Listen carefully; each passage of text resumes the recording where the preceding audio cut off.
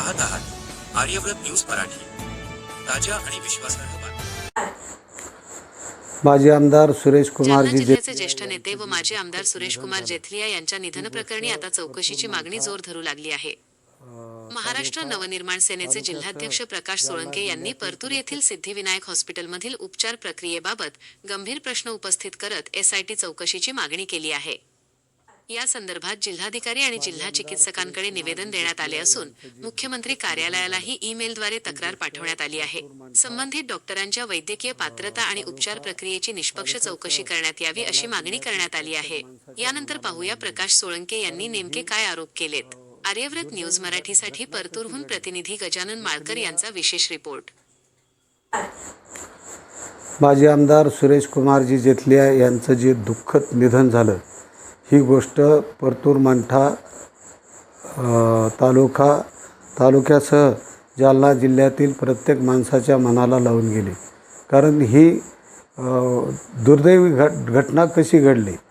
जेथलिया 30 तारखेला अस्वस्थ वाटतंय म्हणून परतूरतील सिद्धिविनायक हॉस्पिटलला गेले। तिथं डॉक्टरांना दाखवलं, डॉक्टरांनी ECG काढला। त्यांनी पेशंटनी विचारलं किंवा ECG कसा आहे, तर त्यांनी सांगितलं नॉर्मल आहे। इथंच संभ्रम निर्माण होतो। एखाद्या पेशंटची जर अँजिओप्लास्टी झाली असेल, बायपास झाला असेल, तर अशा पेशंटला अस्वस्थ वाटल्यानंतर त्या ज्या सुविधा आपल्याकडे पाहिजे त्या सुविधा या ठिकाणी उपलब्ध होत्या का। दुसरी गोष्ट म्हणजे पेशंटला बाहेर बसून सांगायला पाहिजे होतं, संबंधित त्यांच्या मुलांना फोन करायला पाहिजे होतं की तुम्ही कुठल्याही परिस्थितीमध्ये साहेबांना या ठिकाणाहून जालन्याला हलवा। अशी परिस्थिती असताना याच्याकडे दुर्लक्ष कसं केलं। कारण यामध्ये काही राजकीय षड्यंत्र आहे का, हा प्रश्न जालना जिल्ह्यासह मंठा परतूर तालुक्यातील जनतेचा आहे, तो समोर आला पाहिजे। म्हणून महाराष्ट्र नवनिर्माण सेनेच्या वतीने माननीय जिल्हाधिकारी, माननीय जिल्हा चिकित्सक, माननीय मुख्यमंत्री महोदयाकडे ईमेलद्वारे निवेदन देऊन मागणी करण्यात आली की SIT मार्फत ह्या प्रकरणाची चौकशी केली पाहिजे। कारण जेथलिया यांच्यासारखं नेतृत्व निर्माण होण्यासाठी 40 वर्ष लागले। 40 वर्षात तयार झालेला हा नेता एखाद्या डॉक्टरच्या चुकीमुळे गेला असेल तर हे खूप दुर्दैव आहे।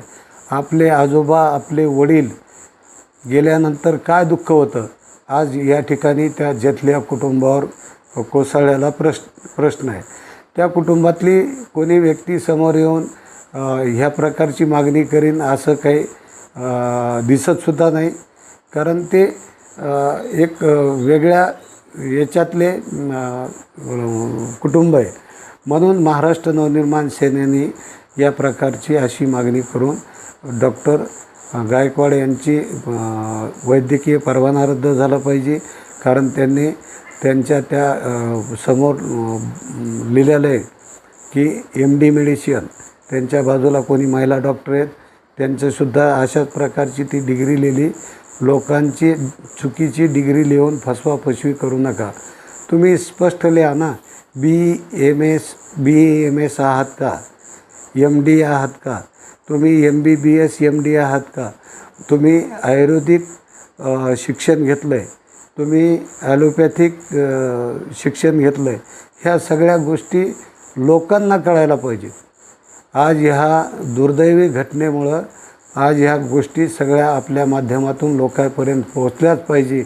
कुठल्याही परिस्थितीमध्ये वैद्यकीय परवाना रद्द करून वैद्यकीय कायद्याअंतर्गत या संबंधित डॉक्टरवर गुन्हे दाखल झाले पाहिजेत।